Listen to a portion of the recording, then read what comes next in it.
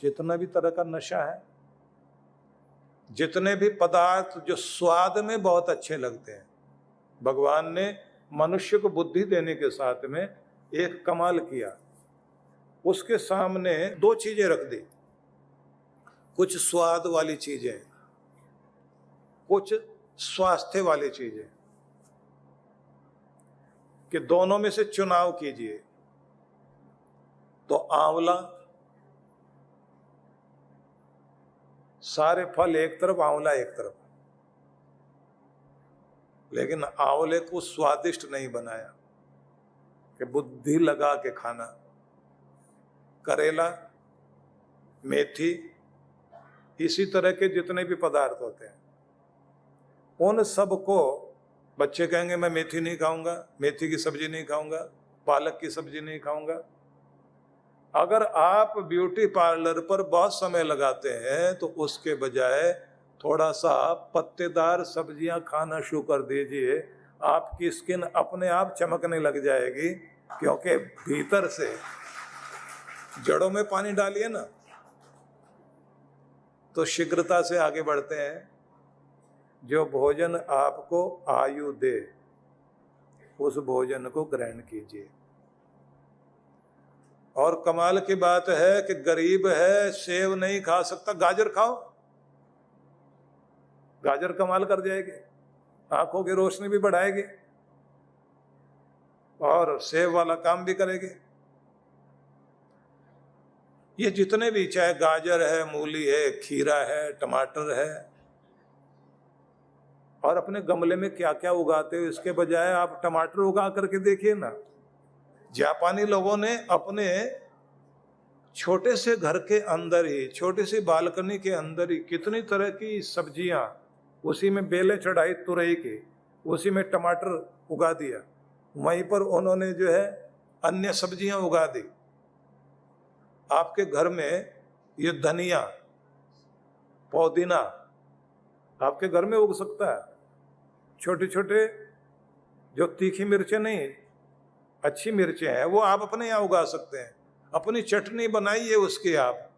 और जो आपके सबसे ज़्यादा लीवर को ठीक रखने के लिए ज़रूरत पड़ती है आज के समय में, क्योंकि आजकल ये कहा जाता है हर 1 घंटे के बाद 5 मिनट के लिए आपको खड़े हो जाना चाहिए, क्योंकि कोरोना के बाद लैपटॉप पर काम करने की आदत ज़्यादातर लोगों की हुई है, और उसके कारण व्यक्ति का जो स्पाइनल कॉर्ड है, रीढ़ की हड्डी है, उस पर असर आया है और लोगों के रीढ़ में समस्या ज़्यादातर हो गई है, कई तरह की समस्याएं, और थकावट होने लग जाती है, सिर भारी होने लग जाता है। तो व्यक्ति को युक्त आहार और युक्त चेष्टा, युक्त कर्म, मतलब आसन, व्यायाम, चलना आदि, कहते हैं 1 घंटे के बाद 5 मिनट के लिए चलना शुरू कर दीजिए आप। फोन आ जाए तो फोन बैठकर नहीं सुनिए, खड़े होकर सुनो। शेर को आप पिंजरे में बंद कर दीजिए, वो उसी में घूमना शुरू कर देगा, उतने में ही चलेगा वो। उसको किसी ने बताया क्या कान में कि ये सर्कस करना जरूरी है? वो जानता है कि शेर को भी शेर बने रहना है तो हरकत जरूरी है, नहीं तो शेर शेर नहीं रहेगा। आहार का संस्कार और पानी का भी संस्कार, ये भी आपको हर दिन करना चाहिए। जहां आप पानी रखते हैं, जिस बर्तन में रखते हैं, उसका पूजन सवेरे सवेरे जरूर कर लें। सबसे पहले तो आप ढक्कन खोलकर जो बर्तन में पानी भर रखा है उसकी तरफ दोनों हाथ ऐसे करते हुए अपना गुरु मंत्र या इष्ट देव का मंत्र, जो भी आप प्रार्थना करते हैं, वो बोलते हुए और प्रभु से ये कहिए, मेरे इस जल को अमृत बनाइए, ये अमृत जल बन जाए।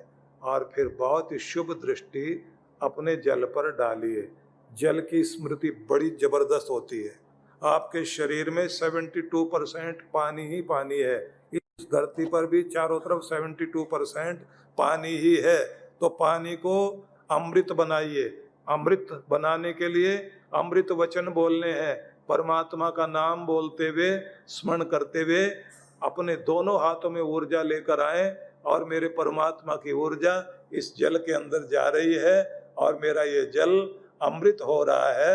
मैं इस अमृतमय जल को इस समय देख रहा हूँ और इसमें अपनी शुभ दृष्टि डाल रहा हूँ। और ऐसा बोलते हुए ढक्कन लगाइए, उसके बाद उस पर तिलक करिए और थोड़ा तिलक के बाद चावल लगाएं और एक प्यारा सा फूल, सुगंधित फूल उसके ऊपर रख दीजिए। ये हो गया आपके जल का संस्कार।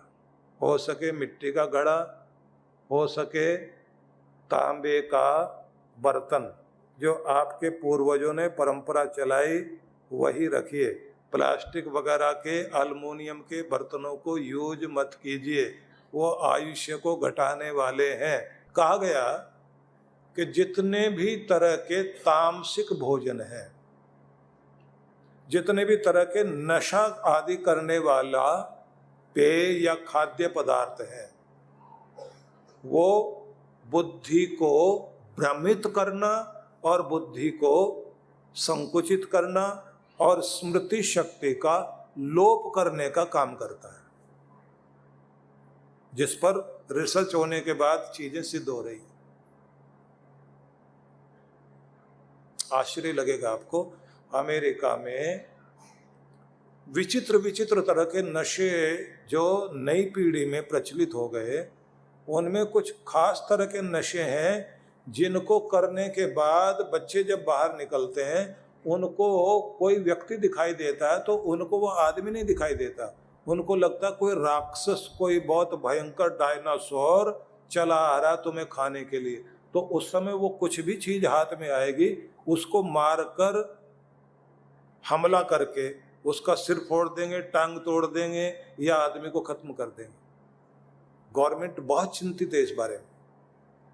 दुर्भाग्य से हमारे देश में एक बहुत बड़ा प्रच्छन्न युद्ध इस समय चल रहा है, वो है हमारी नई पीढ़ी को नशाग्रस्त करने की।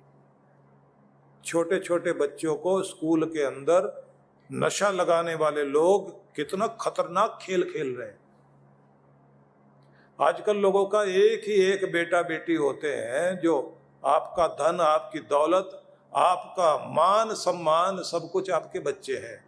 आप उनको बहुत अच्छे स्कूल में डालते हैं, लेकिन वहाँ किस तरह के लोग घुस गए। फिर फैशन के नाम पर पार्टियां, पार्टियों में भी पार्टी आफ्टर पार्टी, पार्टी के बाद भी पार्टी, और उसमें फिर किस तरह के नशे,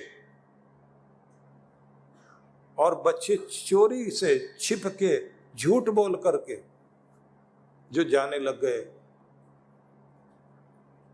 इस संदर्भ को इस तरह से भी समझ लीजिए कि चाइना जब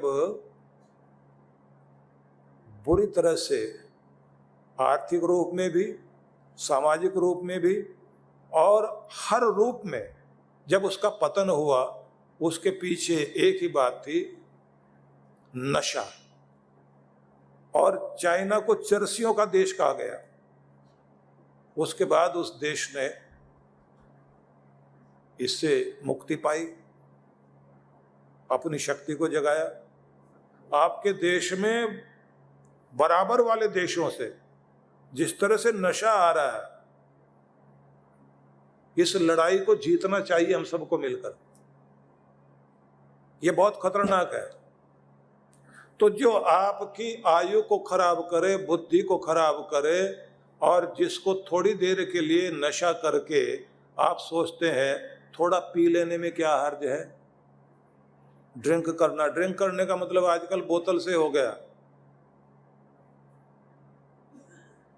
किसी ने कहा ना कि शराबों में जो डूबे हैं न उभरे जिंदगानी में, शराबों में जो डूबे हैं न उभरे जिंदगानी में, हजारों बह गए इन बंद बोतलों के पानी में। तो भाई सावधान हो जाइए कि अंगूर में निहाती पानी की चंद बूंदें जब से खिंच गई तलवार हो गई। बहुत कुछ लिखा हुआ है इस बारे में, तो मैं फिर आगे बढ़ता हूँ, क्योंकि यही नहीं बताना आपको, सिर्फ इतना याद कराना है, अच्छी आदतें मुश्किल से आती हैं लेकिन जिंदगी को आसान बना जाती है। फिर याद कर लेना, अच्छी आदतें मुश्किल से आती हैं, जिंदगी को आसान बना देती हैं। बुरी आदतें आसानी से आती हैं, जिंदगी को मुश्किल में डाल जाती हैं। इसलिए आज से उन आदतों पर काम कीजिए जो जिंदगी को कीमती बना दे। हर दिन जो भी कुछ आप कर्म कर रहे होते हैं, कुछ आदतों को बुन रहे होते हैं।